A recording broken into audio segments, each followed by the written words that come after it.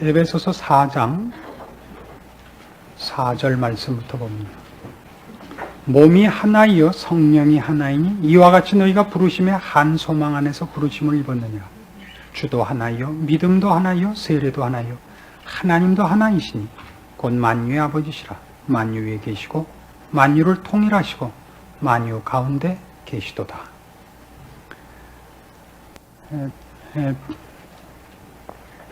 에베소서 1장에서 3장까지는 보통 교리적인 얘기를 해왔습니다만 이제 4장부터 6장까지는 그 앞에서 한 교리를 근거로 해서 이제 실천적인 요구를 해오고 있습니다.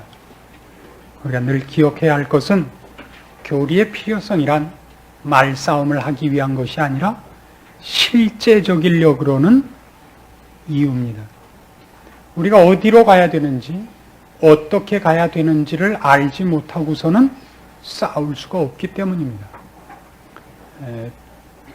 보통 교리 갖고 너무 논쟁이 많이 벌어져서 오히려 실천하는데 방해가 될 만큼 융통성 없이 싸우는 문제에 대해서 우리가 싫은 나머지 교리라 그러면 이치를 따진다 그러면 좀 싫어하게끔 우리가 습관이 젖어 있는데 사실은 잘 아는 것만큼 중요한 것이 없습니다. 4절부터 6절까지 있는 말씀은 아시다시피 앞에 있었던 얘기들, 말하자면 성령의 하나 되게 하신 것을 힘써 지키라. 지난 시간에도 말씀드린 것 같이 우린 하나 되기 위해서 모인 사람들이 아니라 하나이기 때문에 모인 사람들입니다. 그 얘기의 연장으로서 그것을 더 확인하기 위해서 몸이 하나요, 성령이 하나요, 한 소망 가운데서 부름을 입었고 주도 하나요, 믿음도 하나요, 세례도 하나요, 하나님도 하나이시라 이렇게 얘기가 되고 있는 겁니다. 이 하나라 하는 얘기를 왜 자꾸 하느냐면 앞에 있었던 것 같이 우린 이미 하나이기 때문이에요. 하나가 되라는 얘기가 아니라 하나이기 때문에 우리가 남산의 녀석들을 키우다가 소심하고 자꾸 나가서 의도 터지고 그러면 좀 남자같이 굴어봐. 그런 얘기를 하는 것과 같습니다. 남자가 아닌데 남자가 되라는 뜻이 아니라 남자니까 좀 산에 같이 굴라고 얘기하는 것까지 하나인 것을 자꾸 강조하는 것입니다. 왜냐하면 큰 이유가 있어요. 우리는 여기에 익숙지 않기 때문이란 말이죠. 로마서 6장에 가면 아주 재미있는 설명이 나와요. 이거랑 똑같은 설명입니다만 6장 11절 말씀 봅시다. 로마서 6장 11절. 이와 같이 너희도 너희 자신을 죄에 대하여는 죽은 자요 그리스도 예수 안에서 하나님을 대하여는 산 자로 여길지어다. 원래는 살아있지 않은데 산자같이 굴어서 자꾸 만들어 나가는 것이 아닙니다. 이걸 뭐라 그러냐면 개인적인 이름을 드는 것은 죄송합니다만은 노만 빈센트 필이라는 사람이 쓴 Positive Thinking이라는 게 있습니다. 이걸 기독교 신앙의 원리로 도입한 사람이 로버트 슐러입니다. 대단히 유명한 목사님이고 하나님 앞에 큰 일을 하는 분이라는 것을 인정합니다. 싸우려고 지금 이 말을 하는 건 아닙니다. 그러나 신앙이라는 것은 없는 것을 적극적인 사고방식으로 된다 했고 자기를 부추기는 싸움은 아닙니다. 놀라운 것은 인간이란 건 얼마나 대단한 존재냐 하면요. 마인드 컨트롤이라는 거 한참 유행했었습니다. 요즘도 상당히 유행하고 있습니다만 마인드 컨트롤이 나중에 뭐까지 가는지 아십니까? 마인드 컨트롤이 자기의 어떤 템포를 죽이거나 자기의 감정 상태를 이렇게 평정하는 것 정도가 아니라 어떤 염력으로 쓰입니다. 남을 움직이는 것까지. 그래서 제가 알고 있는 사람 하나는 바쁜 시간에 택시를 부르는 마인드 컨트롤을 해요. 놀랍죠? 실제로 와요. 노란 택시가 온다 그러더니 정말 노란 택시가 왔어요. 저는 그러니까 그다음부터 그 사람이 뭘로 보이겠어요? 네? 무슨 탄자 들어가는 사람으로 보이지 않겠어요? 어디 우리가 놀라는 건 이겁니다. 그것이 어떤 힘에 의해서 그러는 건지 아니면 인간에게 그런 능력이 있는지 제가 잘 모르겠습니다. 요즘 밝혀지는 바에 의하면 인간에게 우리가 여태껏 알지 못했던 어떤 과학적인 카테고리를 벗어나는 어떤 정신적인 힘이 있다는 것이 자꾸 나타나고 있는 것 같습니다. 유리겔라라든가 그런 초능력에 관한 실험이 굉장히 많이 연구되고 있죠. 텔레파시라든가 있습니다. 카드를 이렇게 앞에 놓고 뭔가 맞추라고 이렇게 쳐다보고 맞춥니다. 뭔지를. 뭐다. 카드를 맞추라 그러면 우리 같으면 이 카드가 뭡니까? 그러면 뭐 흑사리 껍데기 이렇게밖에 얘기 못하죠. 카드를 맞추는데 흑사리가 나와요. 이렇게 우린 순엉터리인데 그럼 다이아몬드 킹 탁 맞춰요. 신기하죠. 제가 미국 사람한테 그걸 확인하기 위해서 그 오동 빨간 껍질을 딱 보여줬어요. 맞춰보라니 못 맞추대요. 뭔지 알아야지 지가 봐도. 아주 신기해. 이렇게 눈이 휘어서 들어가는 건지 바나나 킥이 되는 건지 투시를 한다 그래요. 투시해서 뒤집어 보는 건지 그게 배어 나와서 보이는 건지 아무런 못돼요 지금. 하여튼 신기하잖아요. 인간에게 그런 능력이 있는 걸 개발시키는 것과 우리가 할 수 없습니다 해가지고 그리스도의 도움을 요청하는 것과의 차이란 말이죠. 신앙이라는 것은, 기독교 신앙이라는 것은 우리가 영적인 문제에 대해서는 파산한 자요, 사망한 자라는 얘기를 하는 거예요. 거기에 대해서는 아무것도 우리가 능력이 없고 감각이 없는 자예요. 그 문제에 대해서는 은혜와 자비와 긍휼을 구해야 되는 자들이라고요. 근데 자꾸 지금 나타나는 신앙의 어떤 부류들은 우리 안에 그 무엇이 남아있어서 그거를 개발시키는 싸움으로 간단 말이에요. 그것이 특히 물질이 아니라 정신력으로 가면 혼동을 해요. 정신이라는 것은 영혼하고 다릅니다. 사람은 처음에 창조될 때 이렇게 창조됐어요. 하나님이 진흙을 빚어 사람을 만들고 거기에 하나님께서 생기를 불어넣으시니 생명이 된 거예요. 단어 조심하시되 살아있는 영이에요. 그러니까 인간은 하나님에 의해서 만들어진 원래 의도된 존재는 영적인 존재라고요. 영적이라는 것은 물질적이지 않다는 뜻의 뜻이 아닙니다. 영이라는 것이 하나님은 영이시다 그러거든요. 하나님과 교통하는 밀접한 관계성을 의미하는 거예요. 근데 이 사람이 하나님의 명령을 거부하고 하나님으로부터 단절됩니다. 맞죠? 죽어버립니다. 그래서 죽었다는 하나님과 이제 외인이 됩니다. 하나님을 몰라요. 하나님을 아는 감각이 없어요. 육체가 되었다 그러죠. 창세기 6장 같은 경우는 그런 얘기를 합니다. 저들이 육체가 됩니다. 그때 육체가 됐다는 건 이제 하나님과의 교류의 채널은 없어진 거예요. 하나님과의 관계성이 없어진 거예요. 그 감각도 없어요. 우리가 보통 말하는 이 정신이라는 것은 이 육체가 갖고 있는 어떤 기능입니다. 생물적 차원에서의 생명이 갖는 정신적 기능이지 그걸 영혼이라 그러지 않습니다. 근데 인간은 육체와 정신적 기능을 둘로 나눠갖고 정신적인 것을 영하고 자꾸 혼동을 해요. 그래서 정신적인 사람이 된 거 말이에요. 철학적이 되거나 군자가 되거나 도덕적이고 윤리적이 되거나 반물질주의로 가거나 그러면 그게 신앙일 거라고 자꾸 오해를 한단 말입니다. 우리가 하나님으로부터 분리되고 죄인이 되어갖고 하나님과의 관계도 끊어지고 하나님으로부터의 어떤 명령도 들을 줄을 모르고 하나님에 대한 감각이 없어져서 나타나는 큰 특징 중에 하나가 뭐냐면 우리가 죄를 짓게 됐다는 것입니다.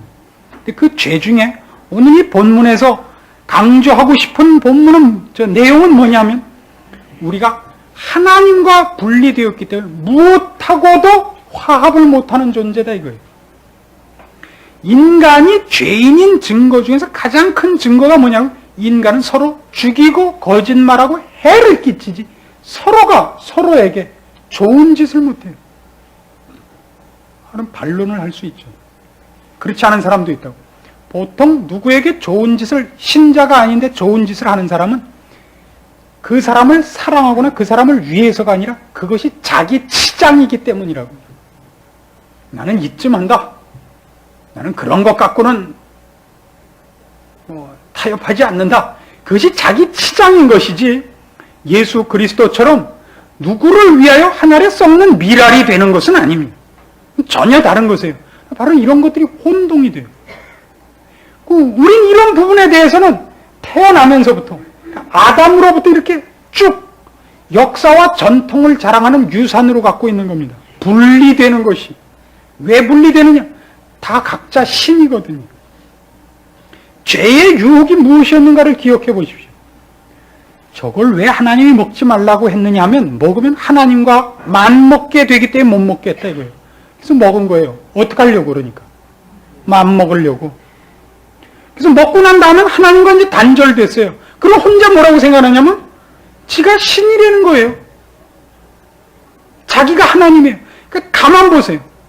사람들 모인 곳에 가면 가장 답답한 게 천부 얘기가 자기가 옳다는 얘기죠. 모두가 술자석에 가서 그 카타르시스를 하는 거 보세요.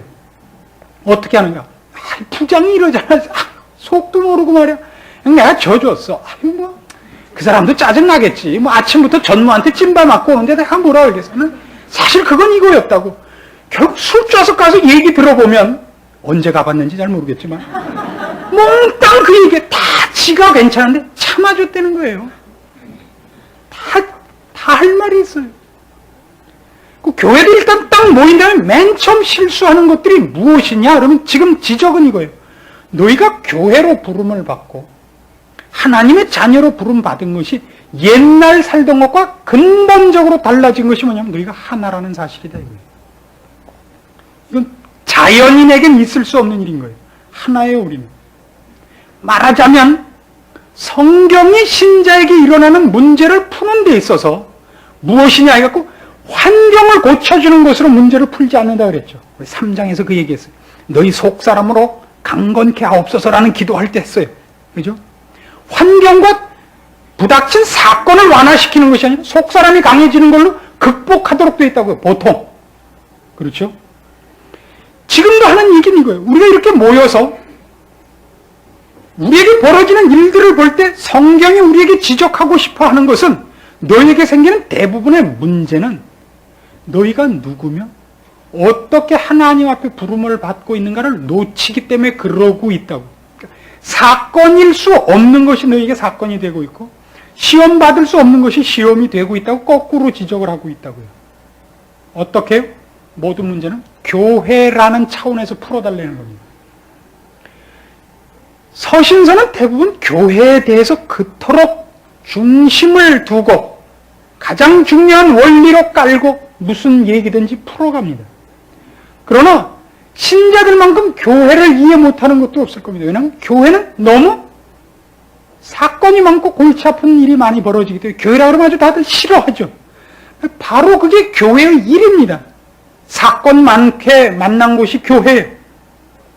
그렇게 모아서 이제 하나님께서 하실 일이 있다는 거예요. 우리는 다 교회로 부름을 받는데 교회는 하나라고요. 무엇같이 하느냐? 머리 대신 예수 그리스도의 몸으로서 하나라고요. 어떻게 하나? 손가락과 발가락 같이 하나. 오른팔과 왼팔 같이 하나. 다 똑같은 오른손이란 얘기 아니에요. 다 똑같은 손가락이라는 뜻이 아니라 한 몸이에요. 한 몸이라는 것은 다양하지만 통일성이 있다고요. 어느 만큼? 유기적으로, 생명적으로 통일성이 있습니다. 여러분, 이 입을 한번 생각해 보세요. 입 생각할 때마다 늘 웃은 게 이런 생각이 있어요. 만일 이 입술이, 아랫위 입술이 없으면 밥 먹을 때 어떻게 될까 생각하면 생각만 해도 재미가 있어요. 씹으면 절반도 목구멍 넘어가기 힘들 거예요. 그죠? 다 밖으로 흐르고. 혓바닥 없으면 어떻게 씹는 음식을 이리저리 돌리겠어요. 그렇죠? 여러분, 식사하다가 혓바닥이나 볼따구를 씹는 적이 있다고요. 무지하게 아파요. 그죠? 이 고기를 안 넣어줬더니 아무거나 막 씹는 거예요.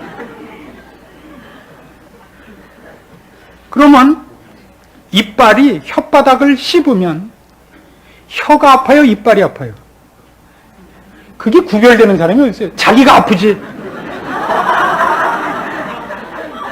혓바닥 씹는데 아이고 혓바닥만 아프고 이빨은 괜찮아요? 그렇지 않다. 내가 아프다 말이에요. 그게 하나란 뜻이란 말이에요. 그게 하나라고요. 교회적 차원에서 풀란 말이에요. 교회적 차원에서. 혓바닥은 물었더니 혓바닥이 밤에 자는 동안에 이빨을 몽땅 뽑아 던진 거예요. 그다음부터 그냥 우유만 먹고 산대요. 그렇게 살지 말아달라 이거죠. 하나라는 말이 무슨 뜻인가를 알며 벌어진 사건을 어느 차원에서 어느 원리에서 풀어야 되는가를 이것 빼놓고는 풀 수가 없는 거예요. 우린 다 하나라고요. 얼마나 많이 강조하고 있나 보세요. 몸이 하나요? 성령이 하나요? 한 부르심의 소망이라고요. 부르심의 한 소망? 주도 하나요? 믿음도 하나요? 세례도 하나요? 하나님도 하나요? 다 한 분 밑에 있다고요. 그러나 다양하다고요. 이 문제를 푸는 데 있어서 어려운 것 중에 또 하나의 문제는 이 다양함에 대한 뭘 이해라고요. 예수를 믿으면 다 자기 같아야 된다는 사람 있죠. 그 중에 하나가 이거예요. 구원 확신 얻으려면 꼭 날짜를 기억해야 된다는 것도 큰 문제입니다. 유니티가 있다는 거랑 유니포미티가 있다는 건 다릅니다.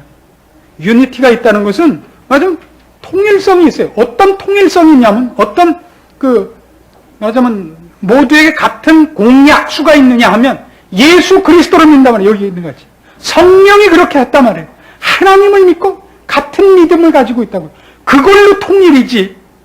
맞아. 머리로부터 한 명령이 내려가고 있다고요. 모든 손끝 발끝까지. 그 명령이 여기 떨어진 명령과 여기 떨어진 명령이 다르지 않단 말이에요. 그게 통일성이지. 예수를 믿는 사람은 어느 날 어느 시 요한복음 3장 16절로 구원 얻은 사람하고 빌립보서로 얻은 사람하고 등급이 나요. 그러지 말라 말이에요. 제발 좀. 획일성이 있어요. 신앙이 좋으면 꼭 새벽 기도를 나와야 된다 그러지 말라 말이에요.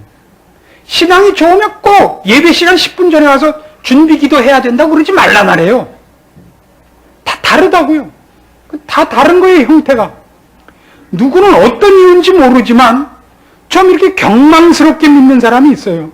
이 사람은 경망스럽거나 불성실해서가 아니라 엄숙 떨고 나쁜 짓 한 데 대한 반발이 경망스러운 모습을 가지게 만든 예가 훨씬 많습니다.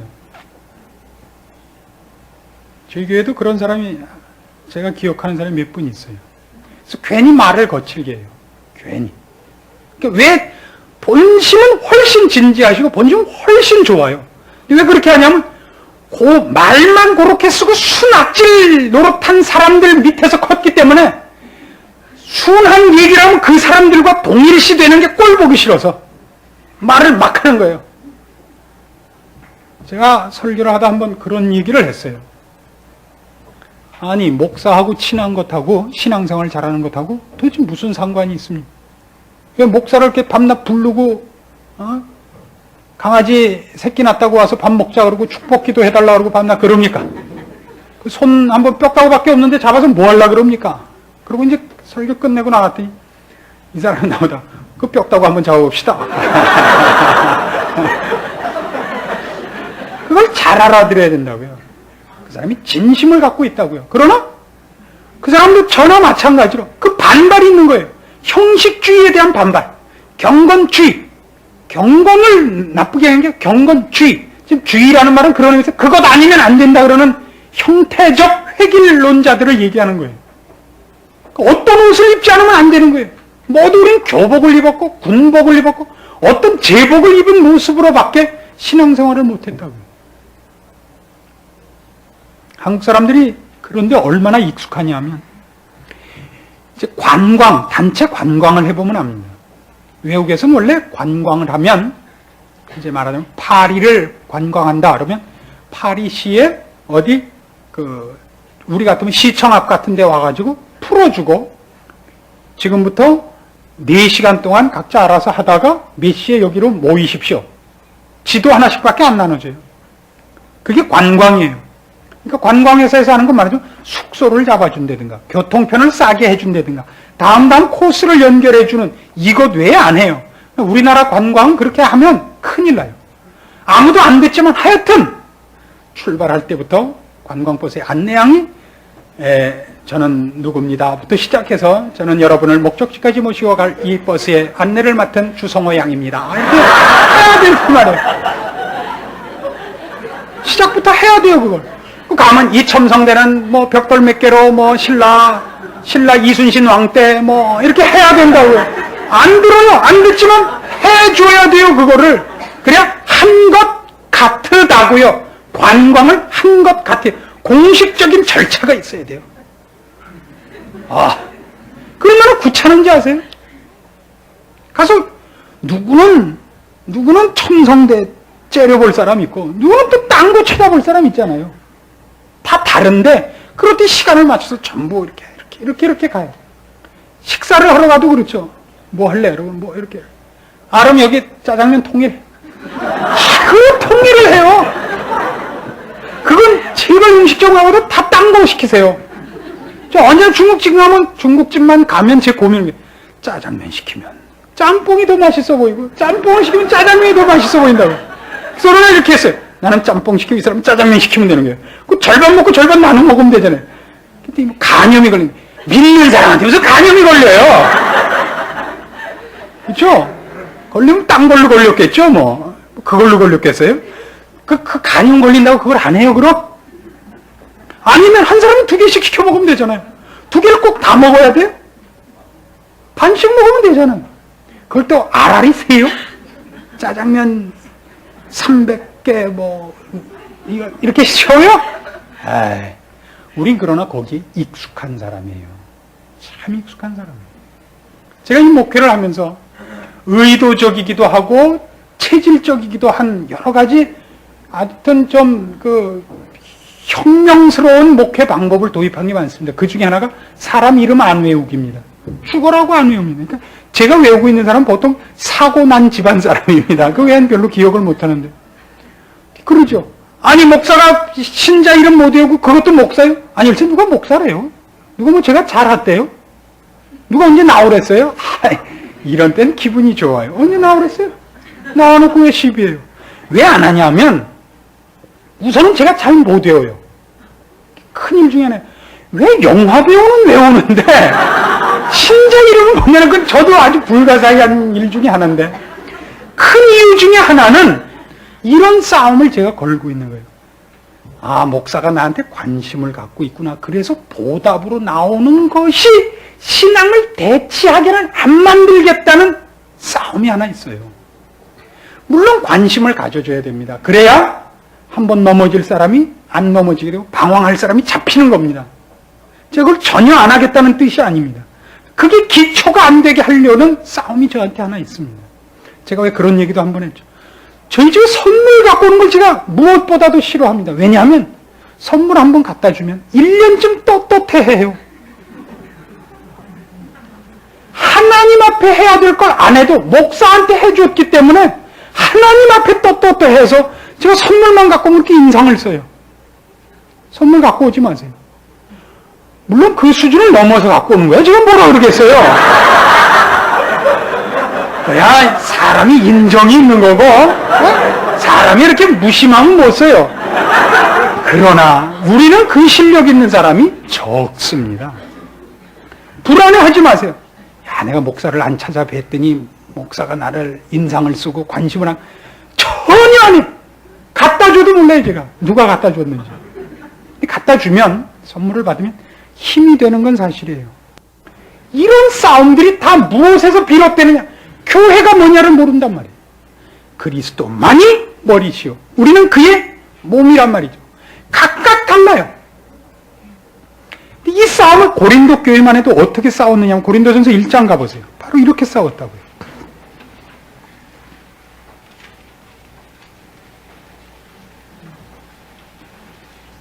고린도전서 1장 11절 보세요. 내 형제들아, 글로에의 지편으로서 너희에게 대한 말이 내게 들리니 곧 너희 가운데 분쟁이 있다는 것이라. 이는 다름 아니라 너희가 각각 이르되 나는 바울에게, 나는 아볼로에게, 나는 게바에게, 나는 그리스도에게 속한 자라 하는 것이니. 그 다음 구절 보세요. 그리스도께서 어찌 나뉘었느뇨? 이제 이게 이해가지 않으세요? 그리스도께서 어찌 나뉘었습니까? 모두가 한 주를 섬기고 한 믿음을 갖고 있지 않습니까? 한 머리를 모시고 있어요. 그들이 누구는 아볼로로 인해서 이 자리에 들어오게 됐고 누구는 게바를 통해서 들어왔을 겁니다. 그건 마치 뭐 같아요? 오른손에 잡혀온 사람과 왼손에 잡혀온 사람, 무덤 타고 온 사람의 차이지 어떻게 그리스도에게 오는 것이 오른손 혹은 왼손, 무덤 이것들이 이렇게 다르겠습니까? 오른손파, 왼손파 이게 나뉘었단 말이에요. 뭘 몰라서 그래요? 통일성 속에 있는 다양성을 모른단 말이에요. 원래 통일성이란 그런 겁니다. 획일적일 수 없습니다. 획일이면 통일이라 그러지도 않아요. 그거는 통일이라는 것은 잡다 한 것이 어떤 하나에 꿰어져 있다는 뜻 아닙니까? 그렇죠? 하나에 꿰어져 있는 거예요. 잡다 한 것이 물리적으로 혼합돼서 하나가 되는 것이 아닙니다. 아시겠어요? 부속들이 모여서 무엇을 이룬 것이 아니라 하나하나가 전부이며 동시에 하나에 의해서 연결되어 있어요. 오른손과 왼손을 갖다 맞춰서 사람이 하나가 된 게 아니에요. 사람이라면 이걸 다 가져요. 오른손도 몸통도 왼손도 다리도 말하자면 그것 하나하나가 어떤 내 몸이에요. 전부 다. 몸 그럼 이건 몽땅이지. 우리가 특별히 이름을 붙이기 위해서 나눴을 뿐이지 그 중에 어느 건 있어도 되고 없어도 되고라든가 덜 중요하고 더 중요하고 그거 없단 말이에요. 교회에서 일어나는 모든 일, 그래서 우리가 알아채야 하는 게 바로 이건 겁니다.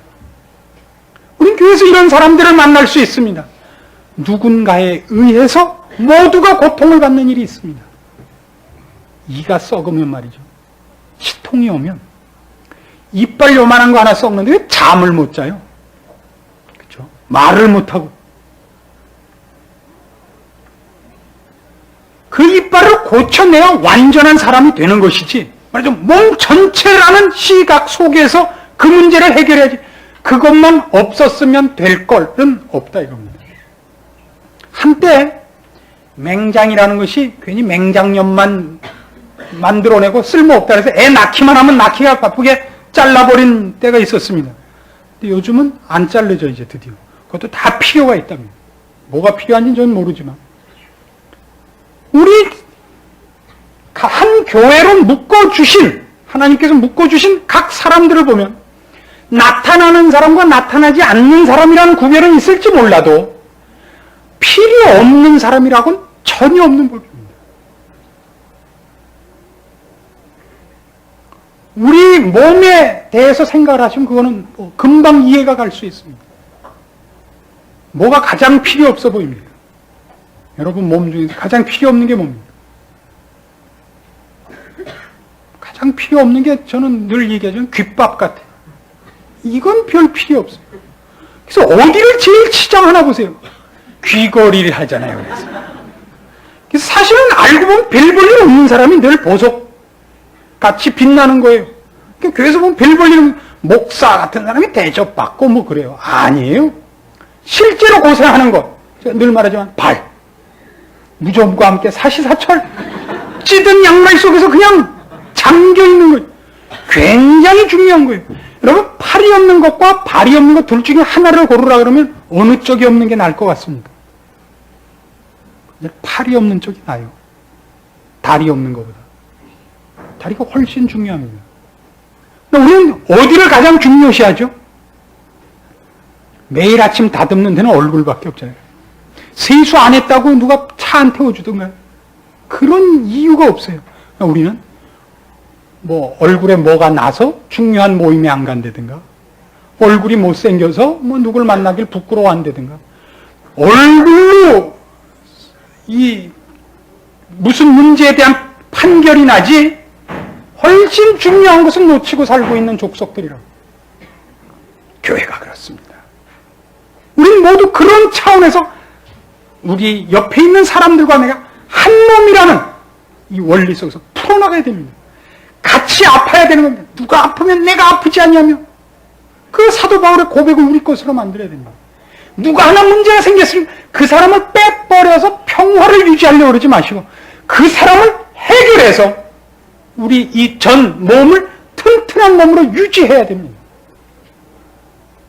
이빨이 아파서 결근을 하듯이 그러니까 이빨이 아픈 문제가 아니라 몸이 아프다 그래야 맞단 말이에요. 모두가 애를 써서 그걸 고쳐내야 우리가 일을 할 수가 있는 거예요. 교회란 그런 의미에서 각각의 일을 하는 데는 아닙니다. 교회라는 이름으로 일을 해야 됩니다. 하나님이 그렇게 하시기를 기뻐하십니다. 개인이 하는 일과 교회라는 이름으로 하는 일의 차이라는 것은 굉장히 큽니다. 교회라는 이름으로 어떤 일이 이루어질 때 그 크기와 그 무게와 그 파괴력은 엄청납니다. 한 교회가 하나님의 아름다운 모습을 제대로 증거한다는 일은 우리에게 있어서는 가장 중요한 싸움입니다. 그 일을 위해서 우리는 다 건강한 개인적인 신자가 되어야 됩니다. 그것은 어디까지나 이 커다란 일을 한 부분으로서 구성원으로서 라는 생각을 늘 놓치지 않아야 됩니다. 그게 어떻게 들으면 이런 반론이 제기될 수 있습니다. 전체를 위하여 개인을 희생시키는 전체주의적, 말하자면 독재적 성격을 갖는 것이 아니냐. 여기에 또 하나의 비밀이 있는 겁니다. 우리로 하여금 교회라는 울타리, 단체, 전체라는 개념 속에서 자기를 자제케 하며 인내케 하는 일들이 다만 교회를 위해서뿐만 아니라 그 일 때문에 개인이 크는 겁니다. 우리는 아마 교회가 하나이며 예수 그리스도를 머리로 삼는 통일된 지체라는 한 몸이라는 것으로 인내할 책임과 인내할 권면을 받지 않고 있다면, 말하자면 교회가 아니라면 그런 인내와 그런 관용과 그런 양보를 죽을 때까지 배우지 못했을 것을 교회였기 때문에 배우는 일들을 여러 개 당하게 됩니다. 어떤 분이 이런 얘기를 해주셨죠. 여태껏 태어나서 이제까지 가정에서 자랄 때도 좋은 집에서 좋은 대접받고 자라고, 시집 가서도 좋은 대접받고 있었는데 교회 와서 좋은 일 한 번 했는데 그냥 교회에 그냥 소문이 이상하게 싹 돈 거예요. 집까지 뭐 잘났다고 저렇게 나서서 펄펄 뛰고 혼자서 교회 일은 다 하는 것 같이 주책이야. 그분이 콱 시험에 들었어요. 한 달쯤 시험 들었다가 결국 이렇게 풀었어요. 이야, 교회라는 건 더럽게 힘들구나. 내가 내 돈 내고 내 열심 내고 정말 진정한 사랑과 열심으로 봉사를 했더니 돌아오는 게 욕이구나. 야, 그러나 내가 이러지 않았으면 언제 욕 먹어보겠냐. 괜찮은 대로 갔죠. 그래, 교회라는 건 이상한 데예요. 뜻밖에도 좋은 일을 하고 꼭 좋은 평가를 받지 않아요. 사회는 그러지 않아도 교회만은 그래야 될 것 아니냐 이렇게 생각하십니까? 아니요. 교회가 훨씬 그러지 않을 때가 있어요. 우리가 부족해서 그런 것도 하나의 이유지만 하나님이 그렇게 잘 안 해주세요. 하나님이 잘하면 칭찬, 못하면 벌 이렇게만 끌고 가시지 않고 우리에게서 인내를 더 깊이 있게 합니다. 포용력을 더 넓히며 덕을 더 풍성케 하는 일을 위해 우리를 지그시 누르는 일들이 교회 안에 있는 겁니다. 우리는 개인적으로 저 사람이 이래서 내가 이 꼴을 당하고 이 아픔이 있다고 설명할 것이 있지만 교회라는 데는 그 모든 것을 포함해서 하나님이 우리의 선을 위하여 우리의 거룩과 완전을 위하여 하나님께서 그 모든 것 속에 나를 삼고 계시고 다듬고 계시고 엮어가고 계시다는 믿음 속에서 지켜내야 되는 자리인 것입니다. 그게 없으면 교회 나올 필요 없습니다. 그것이 우리에게 기쁨이고 소망이고 믿음의 근거여야 됩니다. 여러분이 하루아침에 다 믿음이 생기고 인내가 생기고 절제가 생기지 않습니다. 콩 튀듯 팥 튀듯 하죠. 교회는 늘 그런 법입니다. 왜요? 한 가정에 애 낳으면 시끄럽듯이 애 낳으면 얼마나 좋아요, 그렇죠? 애 낳은 것 같이 기쁠까요? 애 낳은 것 같이 귀찮을까요? 그런데 밤새 빽빽거리니까 시가 있어요, 때가 있어요. 뭐 대소변을 가려요, 말을 해요. 밤새 울기만 하지. 야, 말 좀 해라. 배가 고픈 거냐, 더운 거냐, 뭐 가시가 박혔냐, 말 좀 해라. 말은 해요. 교회도 늘 그렇습니다. 교회란 늘 영적인 출생이 있는 곳이에요. 새로 한 사람 믿기로 했다는 것만큼 기쁠까요? 그 사람은 한 3년 속속이에요. 언제나. 누가 키우죠? 애 낳으면? 언제나 할머니가 키우는 법이에요. 애 낳는 사람 다르고 키우는 사람 다른 거예요. 교회도 잘못 생각하면 전도해갖고 매일 사람 불러오는 사람이 최고인 것 같죠? 잘하는 짓이에요. 애 난 사람이 애 키우는 거 제가 보진 못했어요. 옛날에 애 12씩 날 때 어떻게 키웠죠? 뭐 대강 키웠죠 뭐. 죽는 놈은 내비두고 산 놈만 데리고 살았지 언제 일일이 걷어먹였어요. 그 막 사는 거예요. 그래서 언제나 한 가정에 어른이 있어야 돼요. 낳지 못해요. 그 사람이 키우는 거예요. 교회도 그렇습니다. 전도하는 사람이 있고 키우는 사람이 있고 앞서서 뛰는 사람이 있고 뒤에서 죽는 사람이 있고 저 뒤에서 숨어서 기도하는 사람이 있어요. 아시겠습니까? 시간 내서 와서 몸으로 때우는 사람이 있고 돈 내는 사람이 있고 쯧쯧쯧쯧 걱정하는 사람이 있고 비평가 있고 다 있어요. 근데 결국 어디로 몰려가느냐? 결국 교회는 승리하고 완성되고 모든 신자가 성숙해지며 완전해지는 대로 가고야만 하는 장소라고 이걸 이해하셔야 됩니다. 근데 여러분은 교회라는 것이 갖는 아니 하나님께서 우리를 향하여 갖고 계시는 그 놀라운 뜻과 그 계획과 인도하심에 대해서 감사가 넘칠 겁니다. 감사는 꼭 목적지에 다 가야 감사한 거 아니에요? 왜 감사가 부족한 것은 이런 시선이 없기 때문일 것입니다. 한 성령에 의해서 한 믿음과 한 주 예수 그리스도 한 하나님을 모시고 우리는 이제 한 권속입니다. 다른 것을 인정하십시오. 그리고 기다려 주십시오. 그리고 혼자 있었으면 100점이었겠지만 상대방이 있기 때문에 서로 반등분해서 50점씩 되는 것을 감수하시더라도 속상하실지 몰라도 그걸 감수해서 그 사람 덕분에 배우는 보이지 않는 어떤 내적인 성숙이 있다는 것을 잊지 마십시오. 근데 우리는 어떤 슬픔과 어려움에 직면해도 감사할 것밖에 없는 줄을 성경의 말씀대로 이해하게 됩니다. 항상 기뻐하라. 범사에 감사하라. 아시겠어요? 이건 우리한테는 있을 수 없는 일 같죠? 어떤 때는. 그러나 아니요. 그럴 수밖에 없는 겁니다. 기도하십시다. 하나님 아버지의 은혜를 감사합니다. 오늘도 주의 몸된 교회에 부르시며 주의 자녀로 한 권속으로 한 몸으로 부르셨기에 우리가 갖는 놀라운 축복들과 감사거리들을 확인했습니다. 우리를 깨우치게 하실 것만큼 실천할 수 있게 하시고 주께서 우리를 향하여 갖고 계시는 모든 계획들이 우리에게 남김없이 이루어지기 위하여 순종하게 하시며 충성하겠다고 결심하게 하사 주의 몸된 교회를 통하여 나타내시는 하나님의 영광과 기적을 보는 아름다운 삶들이 우리 중에 있도록 모두의 마음을 이제 주님 앞에 무릎 꿇리시고 기도하게 하시옵소서. 예수님의 이름으로 기도합니다. 아멘.